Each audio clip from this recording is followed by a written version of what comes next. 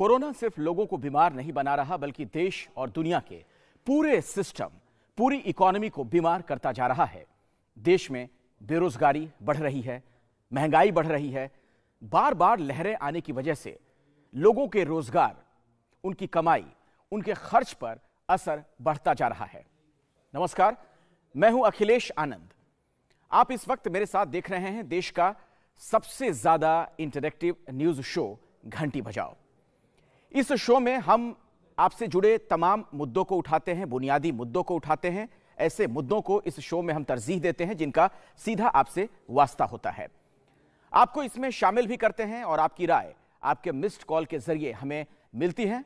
आज का जो मुद्दा है उसके बारे में मैं आपको अब पूरी जानकारी दूंगा और साथ ही आपसे गुजारिश भी है कि जो नंबर हम आपको दिखा रहे हैं उस पर आप मिस्ड कॉल जरूर दें।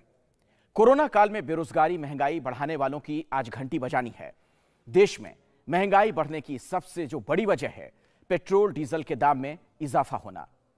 सरकार ने पहले यह कहा था कि पेट्रोल डीजल के दाम विदेश से आने वाले कच्चे तेल के साथ बढ़ते और घटते हैं, लेकिन हकीकत तो यही है कि कच्चे तेल के जो दाम हैं वो बढ़ने पर तो यहां पर दाम बढ़ जाते हैं, लेकिन क्या जब वहां पर अंतर्राष्ट्रीय बाजार में कच्चे तेल की कीमतों में कमी आती है तो क्या जनता को उसका फायदा मिल पाता है? उसका जवाब है नहीं। महंगाई एक बड़ा मुद्दा है और दूसरा जो बड़ा मुद्दा है बेरोजगारी। तो आज घंटी बजाओ में हम इन दोनों ही मुद्दों पर घंटी बजाएंगे। आप याद रखिए, चूंकि ये कोरोना का समय है इसलिए घर से आप तब तक बाहर ना निकलें जब तक कि बहुत ज्यादा जरूरी ना हो। बाहर निकलें भी तो आप सोशल डिस्टेंसिंग का जरूर ख्याल रखें और मास्क तो आप जरूर पहनिए। हमारा नंबर आपके सामने है 8422840000। इस पर मिस्ड कॉल दीजिए।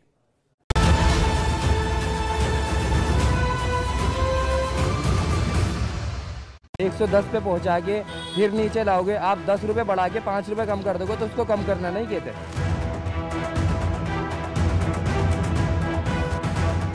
गवर्नमेंट क्या करती है कि 120 रुपए कर देती है बढ़ा के और फिर 2 रुपए कम कर देती है, तो पब्लिक ये सोचती है कि पेट्रोल कम हो गया। पेट्रोल के दाम क्रूड के दामों से डिसाइड हो। पेट्रोल सस्ता होती है, काफी चीजों पे असर पड़ता है। जो महंगाई की दर है इनकी वो काफी कंट्रोल हो सकती है।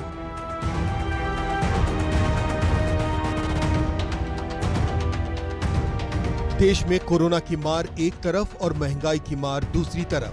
राहत की उम्मीद न वायरस से है और न तेल बेचकर जिंदगी की तेल निकालने वाली सरकार से। कहा गया कि जब विदेश में क्रूड ऑयल के दाम कम होंगे तो देश में तेल के दाम कम होंगे, जब बढ़ेंगे तभी बढ़ेंगे। लेकिन पिछले कुछ महीनों में तेल के दाम विदेश में 1/3 तक गिर गए थे। क्या उसके अनुपात में एक बार भी पेट्रोल डीजल के दाम घटे? तो जवाब है नहीं। इसीलिए लोग चाहते हैं कि तेल के दाम घटे। सरकार चाहे उसके लिए अपने ही टैक्स को कम क्यों न करे। पेट्रोल ऑब्वियसली बहुत महंगा है आज के टाइम पे देखा जाए तो यूँ थोड़ी तो वहाँ से आप सस्ता ले रहे हो या पब्लिक को महंगा बेच रहे हो। यही एक साधन मिल गया इनको तो कमाने का। मैं मानता हूँ थोड़ी बहुत रिबेट देनी चाहिए, लेकिन अगर गवर्नमेंट नहीं दे रही है तो मैं इसको इतना बड़ा इशू नहीं मानता। इतना महंगाई में इतना पेट्रोल इतना महंगा कैसे करेगा? टैक्सेस जो फालतू के टैक्सेस बहुत ज़्यादा लग रहे हैं उनको कम करना चाहिए, तभी तो उस रेट में भी कम होगा। अगर इंटरनेशनल मार्केट में क्रूड ऑयल के दाम कम हो रहे हैं तो भारत में क्यों नहीं हो रहे हैं? गवर्नमेंट जो है अपना रेवेन्यू देख रहा है, कॉमन पीपल के लिए सोच नहीं रहा है। जिस हिसाब से इन्फ्लेशन बढ़ा है उस हिसाब से गवर्नमेंट को इमीडिएटली पेट्रोल और डीजल के प्राइसेस कम करना चाहिए। अगर गवर्नमेंट ने पहले 72 रुपए था, 72 रुपए से 110 पे पहुंचा के फिर नीचे लाओगे, आप 10 रुपए बढ़ा के 5 रुपए कम कर दोगे तो उसको कम करना नहीं कहते। कोई फर्क नहीं पड़ता सरकारों को, सरकार अपनी चला रहे, हम उसको बर्दाश्त कर रहे हैं। अंतर्राष्ट्रीय बाजारों में कच्चे तेल की कीमत में कमी देखने को मिली है, जिसके बाद कांग्रेस और सीपीआई के नेता केंद्र सरकार पर हमलावर हो गए हैं। उनका कहना है कि जब अंतर्राष्ट्रीय बाजार में कच्चे तेल की कीमत में करीब $7 प्रति बैरल की कमी आई है तो इसका लाभ जो है वो उपभोक्ताओं को क्यों नहीं दिया जा रहा है। कोरोना खतरनाक है ना सिर्फ जिंदगी के लिए बल्कि जिंदगी से जुड़ी हर चीज के लिए, हर जरूरत, हर आयाम के लिए। और ओमिक्रॉन के नए अवतार में यह कोरोना देश और दुनिया के सामने एक बार फिर वही स्थितियां पैदा कर रहा है जो कुछ ही महीने पहले होकर गुजरा। भारत समेत विश्व में सभी देशों की जो आर्थिक स्थिति है कोरोना की वजह से वो बिगड़ती हुई नजर आ रही है और इसका जो असर पड़ा है वो है देश में व्यापार पर, लोगों की आमदनी पर, रोजगार पर, स्वास्थ्य से जुड़ी चीजों पर और सेवाओं पर किस तरह ओमिक्रॉन बढ़ रहा है, हमारी और आपकी जिंदगी की परेशानियां इसकी वजह से बढ़ती जा रही हैं और किस तरह से कोरोना लोगों की नौकरियां भी छीन रहा है। कोरोना एक बहुत बड़ा मुद्दा बन चुका है और महंगाई के लिहाज से अगर आप बात करें, सीधे तौर पर वहां पर इसका असर देखने को मिल रहा है। फिर अब तक बहुतों को अक्ल नहीं आई है, जनता रोजगार ढूंढ रही है, मास्क उतार के, और नेता ठुमके लगा रहे हैं, सोशल डिस्टेंसिंग को भुला बैठे हैं। कोई ओमिक्रॉन को साधारण सर्दी जुकाम मान रहा है, तो कोई इससे संक्रमित होने और दूसरों को संक्रमित करने का काम एक तरीके से कर रहा है, यानी एक तरीके से आप कह सकते हैं कि वो कोरोना का सुपर स्प्रेडर बनता जा रहा है। तो आज आपको कोरोना की तीसरी लहर लाने वालों की घंटी बजानी है। जी हां, उनकी क्लास लगानी है जो कोरोना काल में देश की पूरी दशा एक तरीके से अपनी हरकतों की वजह से बिगाड़ रहे हैं।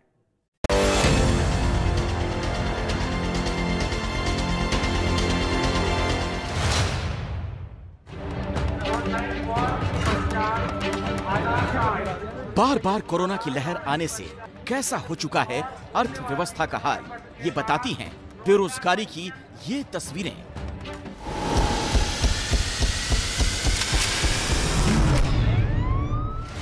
सर, ये चपरासी की भर्ती है, प्यून की, वाशरमैन की, वाटरमैन की।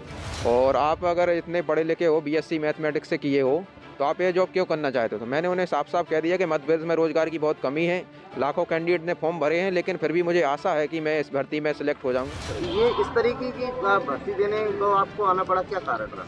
वही बेरोजगारी है बस, और क्या। इन तस्वीरों में दर्ज है काम धंधा खत्म होने के बाद किसी भी तरह की नौकरी कर लेने की मजबूरी।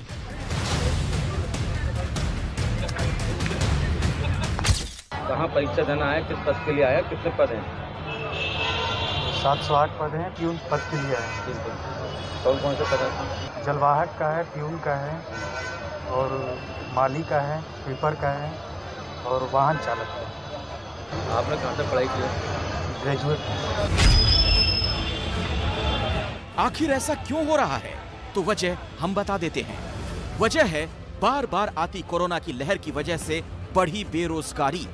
पिछले 4 महीनों में बेरोजगारी का आंकड़ा बढ़ते बढ़ते दिसंबर में ही एक चरम तक पहुंच चुका है और आने वाले वक्त में जब ओमिक्रॉन की तीसरी लहर आ चुकी है, ऐसे में हालात कितने भयंकर हो सकते हैं, ये दूसरी लहर ने पहले ही बता रखा है। नौकरियां जाएंगी, जाती रहेंगी, महंगाई बढ़ेगी, बढ़ती रहेगी, और कुछ कम नहीं होगी तो वो है लापरवाहियां।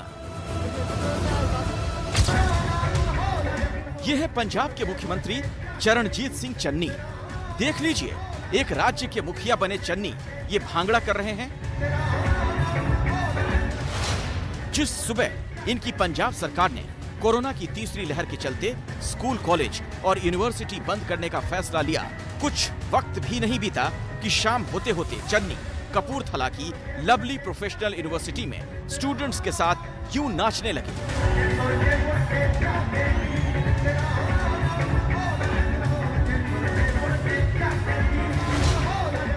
कोरोना प्रोटोकॉल का ये उल्लंघन, क्या ऐसे रुकेगा कोरोना? पंजाब में 1000 से ज्यादा पॉजिटिव केस आए हैं और मुख्यमंत्री भांगड़ा कर रहे हैं।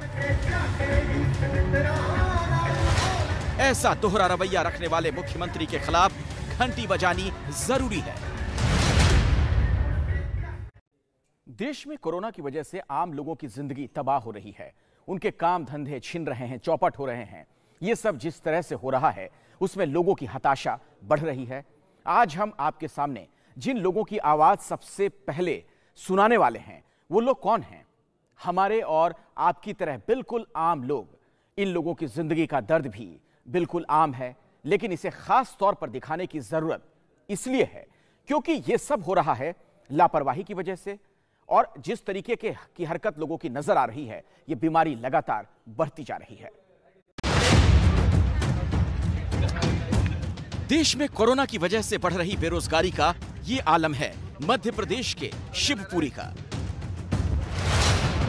जहां की अदालत में स्वीपर और पियोन के पदों के लिए 6000 युवाओं ने आवेदन दिया।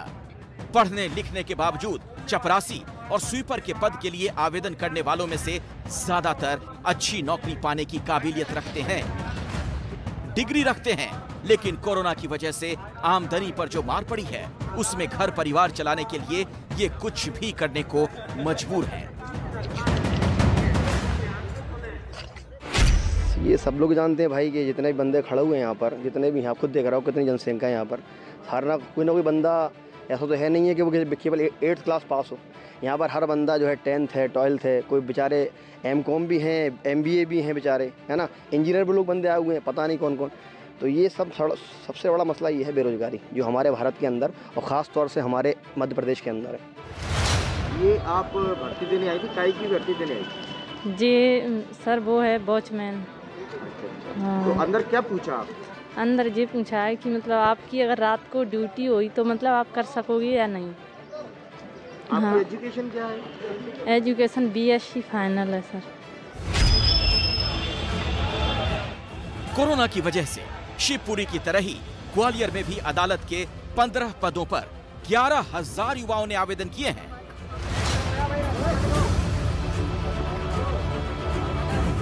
अधिकतर युवा ग्रेजुएट या पोस्ट ग्रेजुएट हैं, जो चपरासी और स्वीपर बनने तक को तैयार हैं।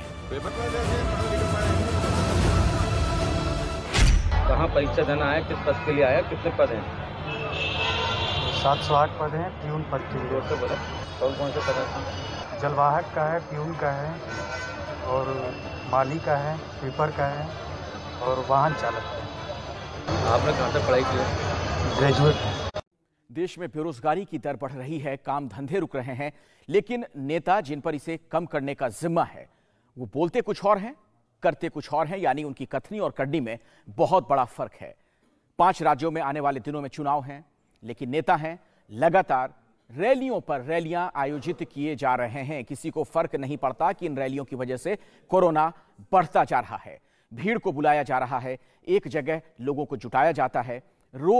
हर रोज ओमिक्रॉन के संक्रमण की रफ्तार बहुत तेजी के साथ बढ़ती जा रही है।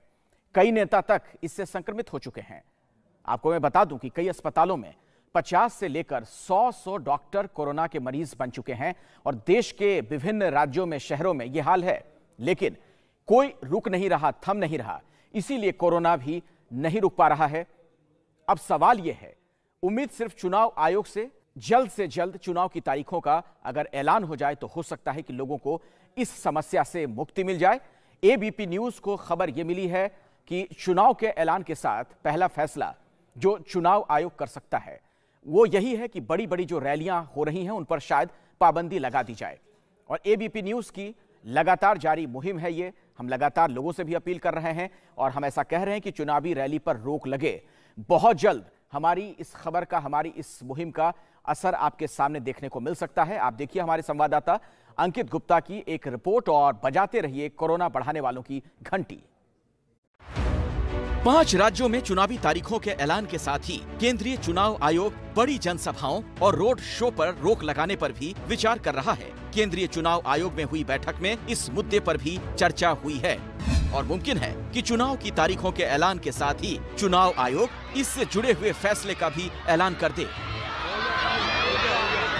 वैसे तो बंगाल चुनावों के दौरान भी केंद्रीय चुनाव आयोग ने बड़ी जनसभाओं और रैलियों पर रोक लगाने के दिशा निर्देश जारी किए थे, लेकिन वो दिशा निर्देश सिर्फ कागजी ही नजर आए और उसी का नतीजा रहा कि जब तक बंगाल चुनाव खत्म हुआ और नतीजे सामने आए तब तक देश में कोरोना की दूसरी लहर हजारों लाखों लोगों को अपना शिकार बना चुकी थी। इन सब के बीच सवाल यही बना हुआ है कि अगर देश में कोरोना के मामले बढ़ रहे हैं तो क्या ऐसे माहौल में चुनाव संपन्न करवाना सही फैसला रहेगा? वो भी तब जब राजनीतिक दल चुनाव प्रचार करने के लिए बड़ी बड़ी राजनीतिक रैलियों और रोड शो का सहारा ले रहे हैं और कोरोना को इसके जरिए और ज्यादा फैलाने का काम कर रहे हैं। इन्हीं सब मुद्दों को लेकर केंद्रीय चुनाव आयोग में एक अहम बैठक भी हुई जिसमें तमाम मुद्दों पर चर्चा हुई। इस बैठक में एक अहम मुद्दा ये भी रहा कि चुनाव की तारीखों के ऐलान के साथ ही क्या चुनावी रैली को और रोड शो पर रोक लगाई जानी चाहिए। और ये सिर्फ किसी एक राजनीतिक दल की बात नहीं है, कमोवेश हर एक राजनीतिक दल बड़ी बड़ी जनसभाएं कर रहा है, रैलियां और रोड शो कर रहा है, लेकिन जब सवाल पूछा जाता है तो गेंद एक दूसरे के पाले में डाल देते हैं। यहाँ तक कि वो खुद तो कोई फैसला लेने से बचते नजर आ ही रहे हैं, लेकिन जिम्मेदारी साफ तौर पर केंद्र सरकार और केंद्रीय चुनाव आयोग पर डालते हुए ये जरूर कह देते हैं कि जो भी फैसला लिया जाएगा वो उसका पालन करेंगे। लेकिन इस सब के बीच में रोड शो, रैलियां और जनसभाएं लगातार जारी हैं और कोरोना की रफ्तार लगातार बढ़ती जा रही है। चुनाव आयोग की बैठक में चुनावी रैलियों से लेकर रोड शो और चुनाव प्रचार तक के नियम और कड़े करने को लेकर चर्चा हुई। इसके साथ ही एक मुद्दा मतदान के दौरान हर एक चुनाव अधिकारी और कर्मचारी का वैक्सीनेटेड होने का भी रहा और इस पर लगभग सहमति भी बन गई है। वहीं आयोग मतदाता के लिए वैक्सीनेटेड होने की अनिवार्यता लागू करने के पक्ष में नहीं है, क्योंकि ये हर एक मतदाता के जीवन के अधिकार से जुड़ा हुआ है। एबीपी न्यूज लगातार यही मुहिम चला रहा है कि कोरोना के बढ़ते मामलों को देखते हुए बड़ी राजनीतिक रैलियों और जनसभाओं पर रोक लगनी चाहिए। इस सब के बीच में अब अलग अलग राजनीतिक दलों ने कुछ एक कदम उठाने जरूर शुरू किए हैं, लेकिन यहां पर यह भी बताना जरूरी है कि जब तक केंद्रीय चुनाव आयोग इस बाबत में कोई अहम आदेश नहीं देता या दिशा निर्देश जारी नहीं करता, जिम्मेदारी इन राजनीतिक दलों की ही है कि वो खुद की ओर से इस बाबत में कड़े कदम उठाएं, जिससे कि कोरोना को फैलने से रोका जा सके।